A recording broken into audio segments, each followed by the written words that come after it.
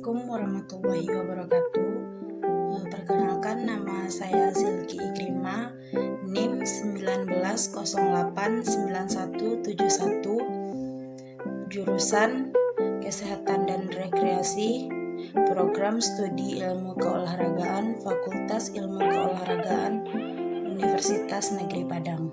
Saya akan menjelaskan tentang pokok bahasan 9-15, yaitu terdiri dari persyarafan, organ endokrin, alat kelamin pria dan wanita, darah, dan organ panca indera dalam olahraga. Berikut penjelasannya. Yang pertama, aku akan menjelaskan tentang persyarafan. Sistem saraf adalah bagian dari tubuh kita yang membantu kita tidak hanya untuk melihat, memahami, dan merespon seluruh kejadian di sekitar kita, tapi juga mengirim, menerima, dan mengartikan informasi dari semua bagian tubuh. Sebenarnya, sistem saraf memonitor dan mengkoordinasikan tindakan secara otomatis, seperti berjalan kaki yang secara sadar kita putuskan untuk dilakukan, dan tindakan tak disengaja seperti pernafasan dan pencernaan yang terjadi tanpa keputusan spesifik. Sistem saraf pusat atau CNS yang mencakup otak dan sumsum tulang belakang. Sistem saraf tepi PNS yaitu sistem saraf di luar otak dan sumsum tulang belakang. Komponen sederhana untuk perakitan yang kompleks pada sistem saraf. Sistem saraf tepi terdiri dari jutaan saraf yang saling terkait satu sama lain, dari otot hingga reseptor di seluruh tubuh. Jaringan saraf selalu bekerja dan memiliki arah yang berbeda. Misalnya saat Anda menyentuh piring panas, beberapa saraf mengirim informasi dari jari Anda ke otak, sistem saraf pusat, untuk merasakan sensasi panas. Ketika otak Anda menerima informasi tersebut, jaringan saraf menguraikan urutan penarikan jari. Saraf lain membawa pesan ini ke otot tangan. Hasilnya, kamu tidak akan merasa panas. Saraf motorik mengkoordinasikan gerakan tubuh yang disadari, yang akan langsung merangsang otot Anda.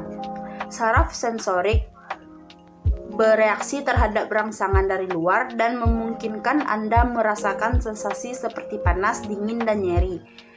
Dan saraf otonom mengatur fungsi yang tak disengaja, seperti detak jantung, berkeringat, dan pencernaan, serta mempengaruhi aktivitas organ dalam.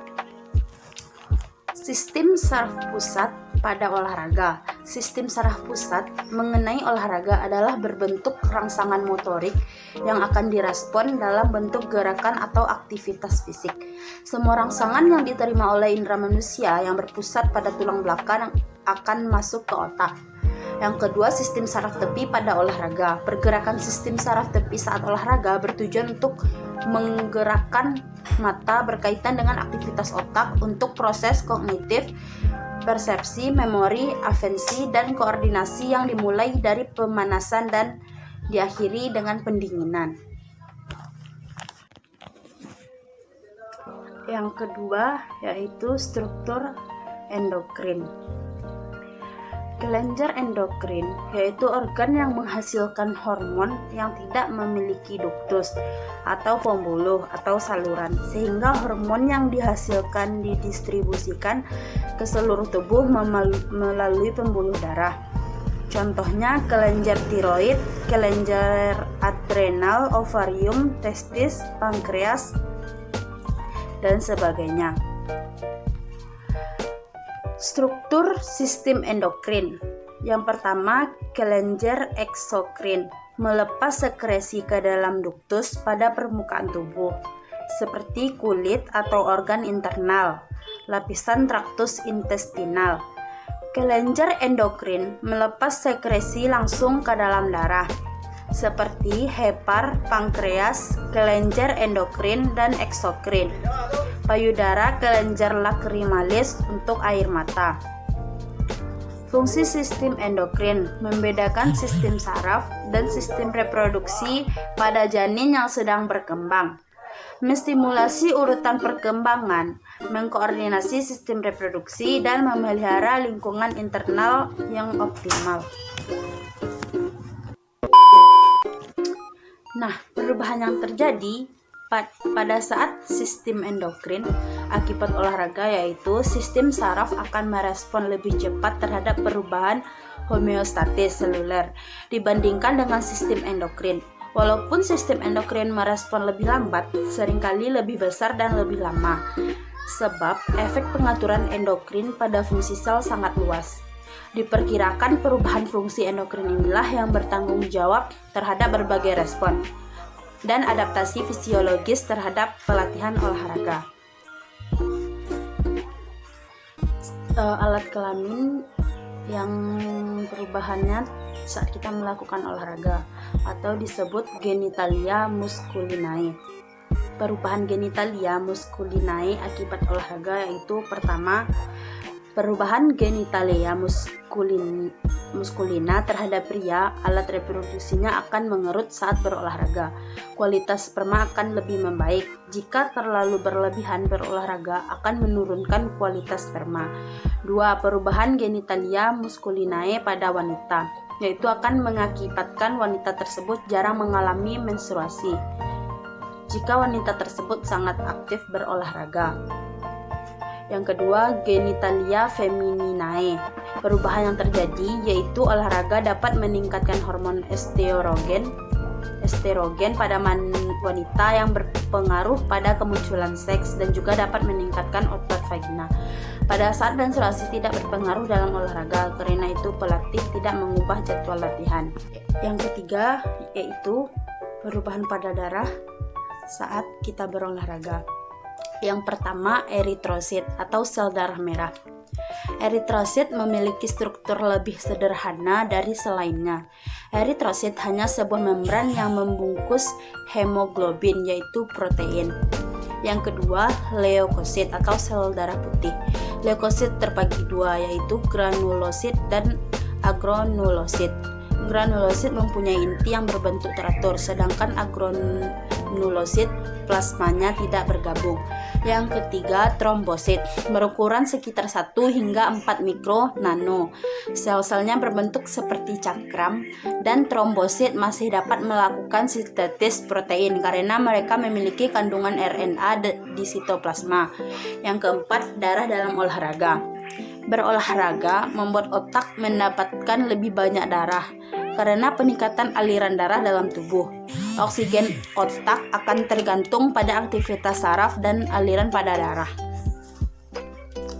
Selanjutnya yaitu perubahan panca indera saat berolahraga. Panca indera adalah alat-alat tubuh yang mempunyai fungsi untuk mengetahui keadaan luar. Alat indera manusia sering disebut juga dengan panca indera karena terdiri dari 5 indera, yaitu indera penglihatan, mata, indera pendengar, telinga, indera pembau atau pencium, hidung, indera pengecap, lidah, dan indera peraba, yaitu kulit. Indra atau indria yaitu sebuah antarmuka kontak antara jiwa dalam bentuk spiritual kesadaran diri dengan materi lingkungan. Nah, kali ini saya akan menjelaskan perubahan panca indera yaitu mata dan telinga saat berolahraga. Perubahannya yaitu pada mata. Olahraga yang berlebihan akan mengakibatkan kelemahan dan menurunnya sistem saraf pusat, koordinasi mata khususnya gerak pada anggota tubuh.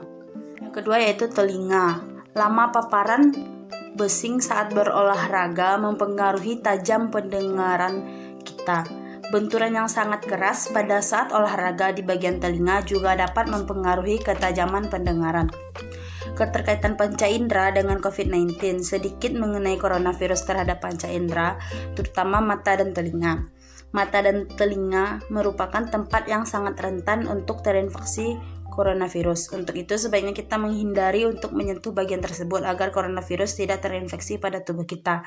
Dan saya sarankan rajin cuci tangan dengan sabun agar kita terhindar dari COVID-19.